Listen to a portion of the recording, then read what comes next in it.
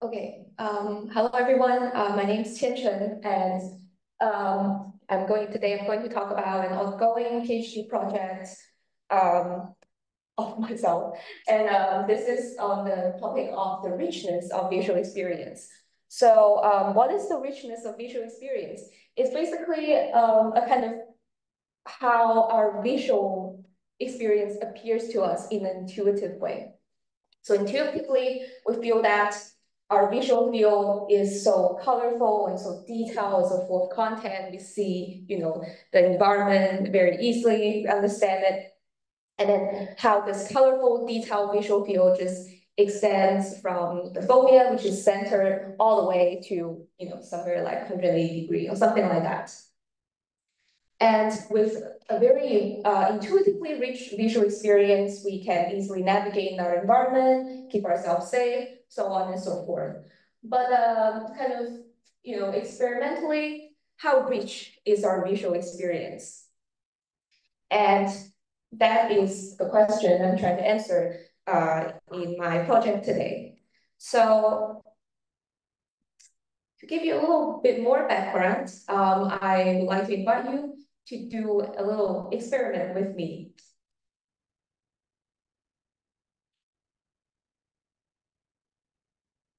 Now here I'll show you an image very briefly, like this. Oh, that's literally 2 seconds.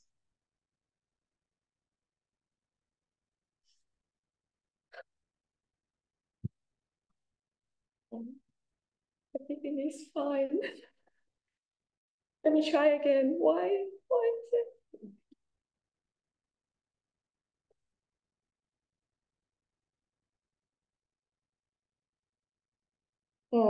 How am I supposed to proceed? This is fine. Still on YouTube or? I uploaded the drive and then added here, so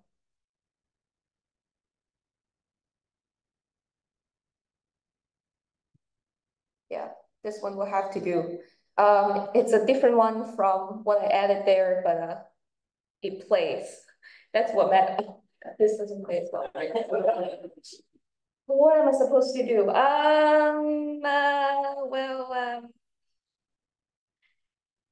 Sorry. Let me think about this. If you download it, I have it locally. I felt I forgot doing something, and this is the thing I forgot. You and you and yeah, I think if you download sure. Oh, why is it not sharing the screen?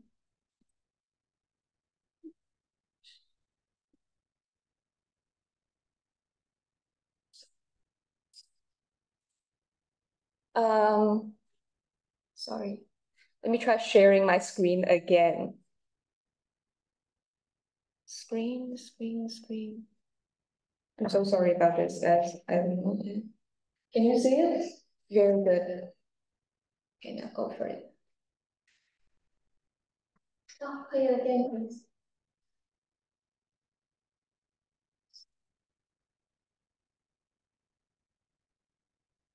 All right. Can you tell me what you saw? Something being attached to it, maybe a needle being injected or something. Yep. Yep. All right, you found out. But okay. Yeah, so with such a short time, we were able to report so many things. And it seems to us that our visual experience is very rich. And in fact, now you play, whatever, man. Yes, we saw these things at the glance, and we seem to have a very rich visual experience. And this is one of the kind of how do I say this? Mindset of studying the richness of experience. where in these experiments, they show people images very briefly, and then they ask people to describe it with words, or, in other words, give semantic descriptions of it. And because people can give like these really rich reports at a really short time, they kind of conclude that, see, it's very rich, it's semantically rich. Another line of research, however, they focus on some kind of perceptual quality in our experience, which we cannot put into words. To give you a very concrete example, for example, this image here, in the background, we see this kind of blueness. And for this particular blue, we don't actually have a specific word for it, right? Although we cannot describe it directly to people, we can still probe this kind of quality based on its relations to other experience. For example, this particular blue, we can describe it as being similar to a navy blue and then other darker blue, but dissimilar to many, many other colors. So its quality is itself a kind of similarity structure.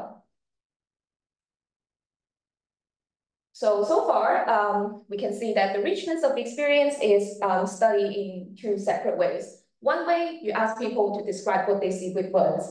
The other way, you ask people to make perceptual comparisons with what they see and some other experiences. The gap in the current research, however, is that neither verbal descriptions of what they see nor perceptual discriminations between experiences can fully reveal what we experience at a glance. And that is because if you ask people to only report what they see with words, then naturally they don't have words to describe particular blue, and that quality is lost. On the other hand, though, if you ask people to just make some kind of perceptual comparisons on all the visual stimuli there exist, supposedly you are trying to get to the perceptual quality of experience, but experimentally when you do it, their judgments are heavily influenced by the semantic information that you can quickly extract.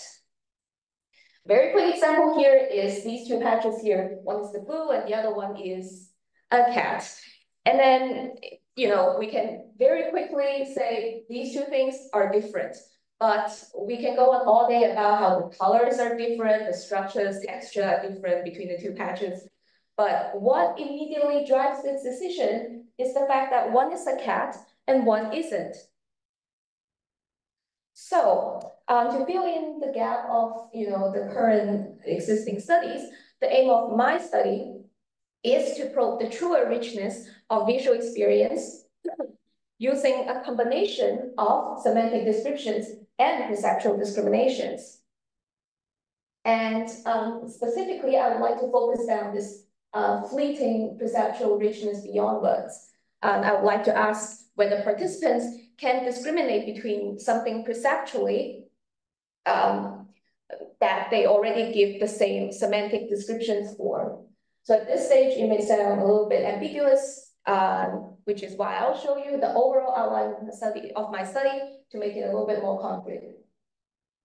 So for this overall study, the first step, I'll create 100 image pairs. Within each pair, I'll have an intact natural scene image, which is like your everyday natural scene image. And on the other hand, it is a synthesized version of the intact image where it's otherwise the same as the intact except for these local texture distortions.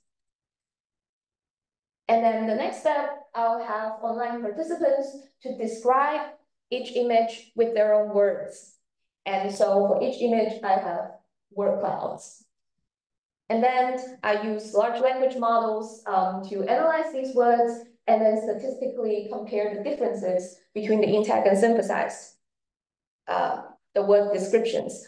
And then by doing this for all 100 image pairs, I can basically find out which pairs are semantically equivalent statistically and which of the pairs are actually semantically different. And then I remove the semantically different pairs from the stimulus set. And here comes the second part.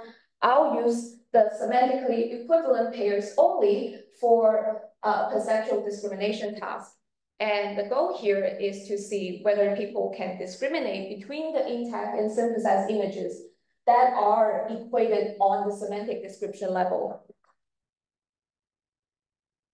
So now I'll go to explain the first part of my experiment, where I will assess the semantic descriptions of the images.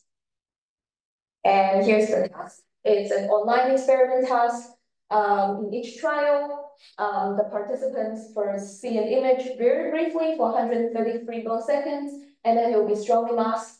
And then I will ask them to describe that image with 5 words. And the image can either be the intact one or the synthesized one. And each participant will only see either the intact or the synthesized from each pair. And we use all 100 pairs to this experiment. And then I run this task on 100 online participants. And we assign the stimuli to each participant in a way that we can have 20 participants to describe each image. Now, after doing this, for each image pair, we get a bunch of words for the intact and then a bunch of words for the synthesized. So the next question is, how can we statistically quantify the semantics difference between them? And to do this, first of all, we transform the words into numeric vectors using the large language model.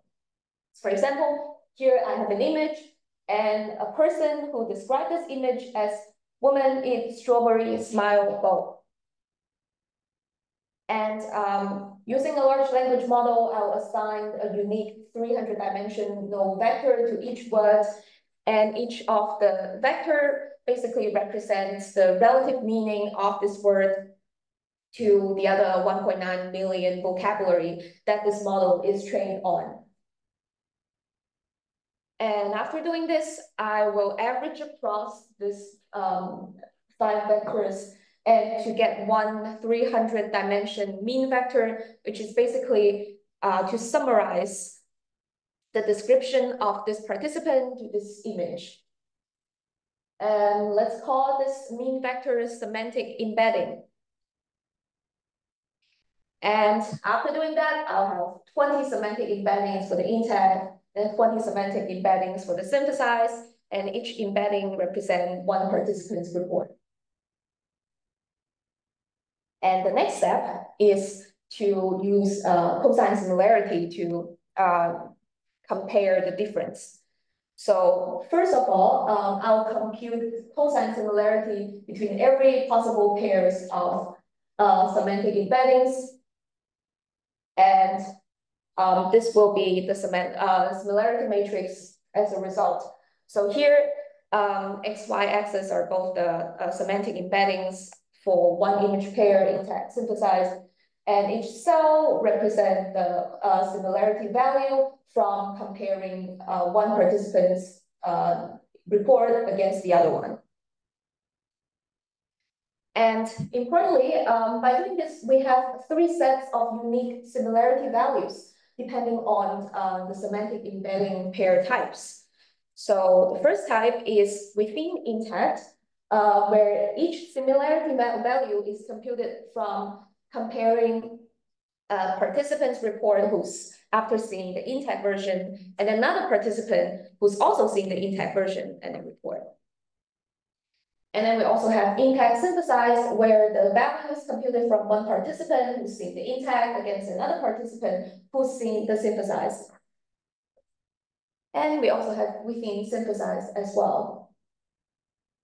And after getting these 3 sets of values, right, the key point here is that the similarity values of these 3 sets are slightly different.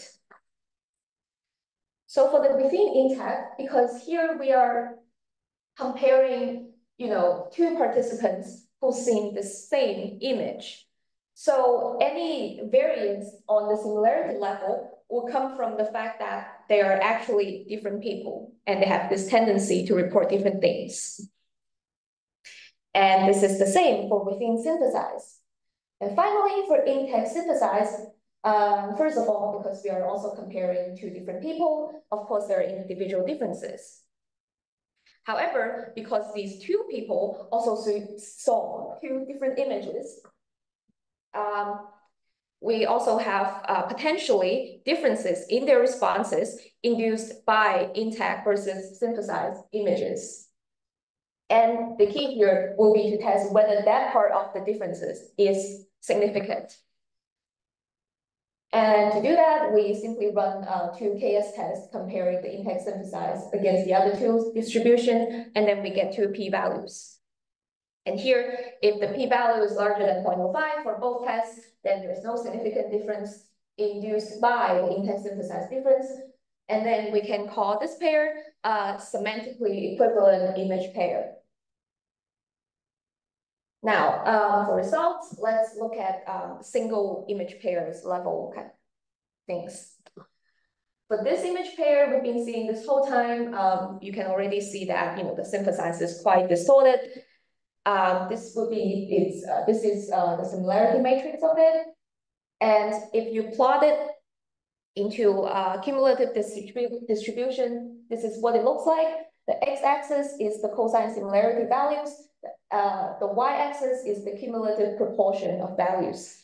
And importantly, the yellow line represents the intact synthesized similarity values, and then the red and blue represent the other two within types. And you can see that the intact synthesized similarity values do not overlap with the within intact and within synthesized. And this is also verified by our statistical test, showing that the intact synthesized are actually significantly different from the other two, meaning this is a semantically different image pair. And here's another pair, which looks very similar to each other with intact and synthesized, and their distribution also highly overlap. And the p-value also larger than 0.05, so we can say this is a semantically equivalent pair. Across 100 image pairs, we basically found 27 pairs that are semantically equivalent. Now, we finally have pairs that are kind of different on texture level, but actually have the same semantic description. So the next question is that, can participants still perceptually discriminate between the intact and synthesized images? So here comes our registered experiment 2, which is a perceptual discrimination task on the semantically equivalent image pairs. And here's the task. It's also an online experiment task. The presentations stage is very similar, but it's the same actually. We show the image for 133 milliseconds, mask it, and then we ask them 4 questions in a sequential way.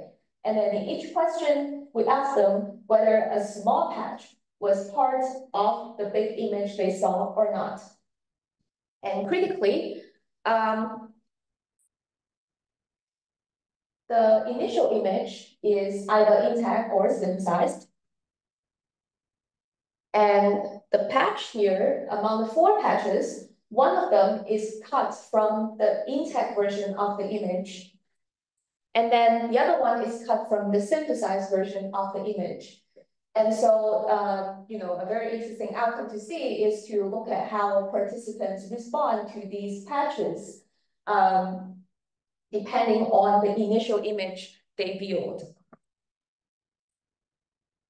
And for each patch, we ask them to judge the present absent using decision combined with confidence. So decision is present, yes, equals 1, no, -1. And confidence ranges from 1 to 4, 1 being complete guess and 4 being very confident.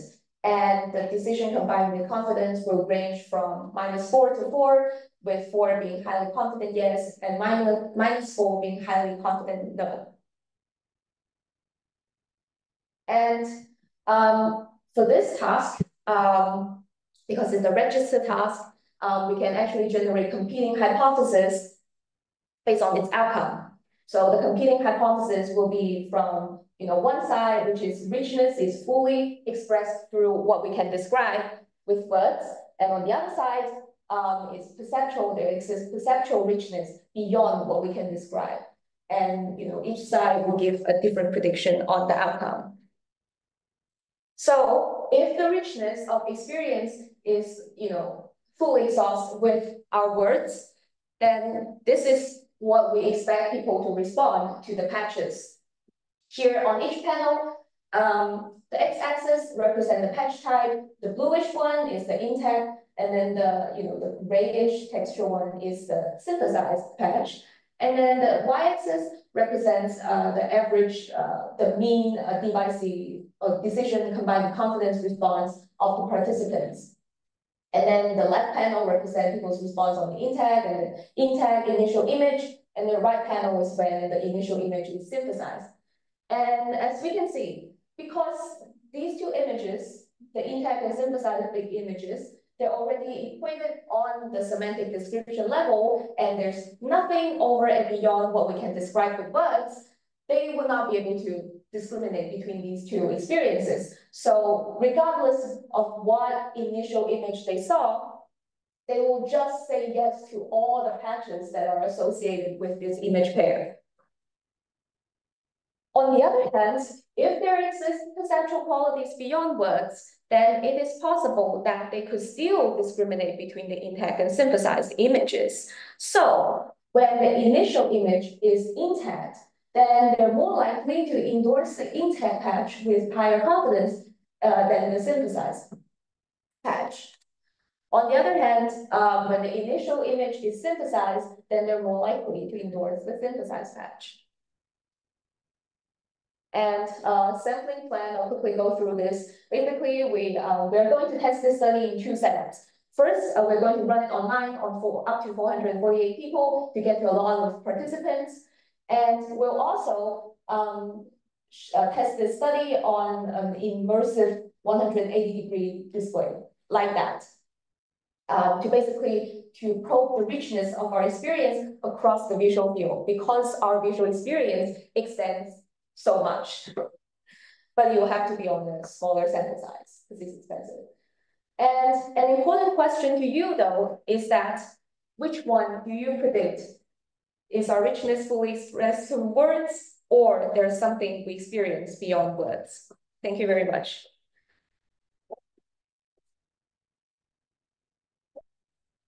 It's late, only one question.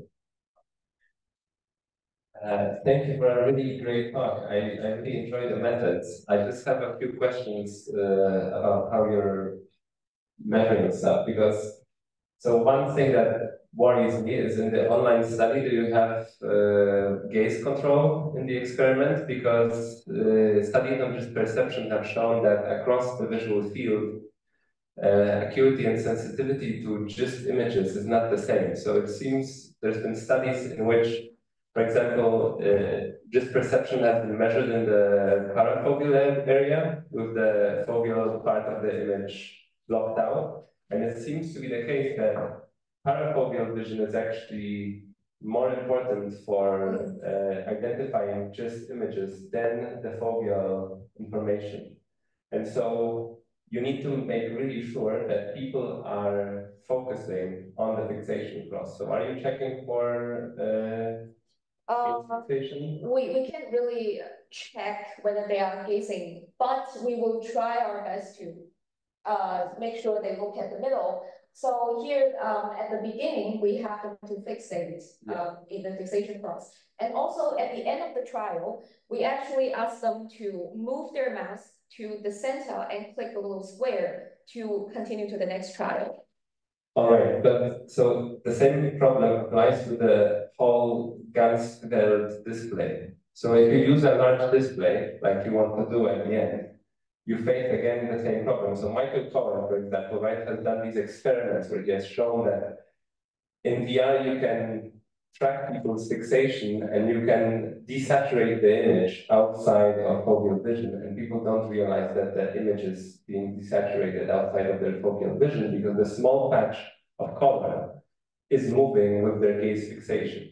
And so something similar might happen here, where because the whole visual field isn't equally sensitive to just percepts, it might be the case that depending where you show the patches in the response portion of the experiment, you will get different sensitivities from the subject. Yes, so here the patch will always be shown in the same location as they were in the image, and we'll also separately analyze the fovea periphery locations. Okay. Yeah, so we will take into account of that. Okay, thank you. Thank you. We also have a question on China. Who first that To make the synthesized image. Supposedly there's a very large space to between where the image is. There's a risk that the finding will be biased by the approach too. Yeah, I used Friedman and Simoncelli's visual method model to synthesize the image, which basically applies this overlay, this window, which is based on the V2 polling region size on the intact image, and then you synthesize within the pixel of the pixel within each window, and output will basically be based on the V2 respective field sizes. And the reason why I use V2 is because the original paper suggests that using the V2 parameter will make the image sufficiently distorted, but without being, according to them, detectable at the presentation time of 150 millisecond. That's what according to them. So that's the kind of optimal parameter. Okay, thank you. Thank you.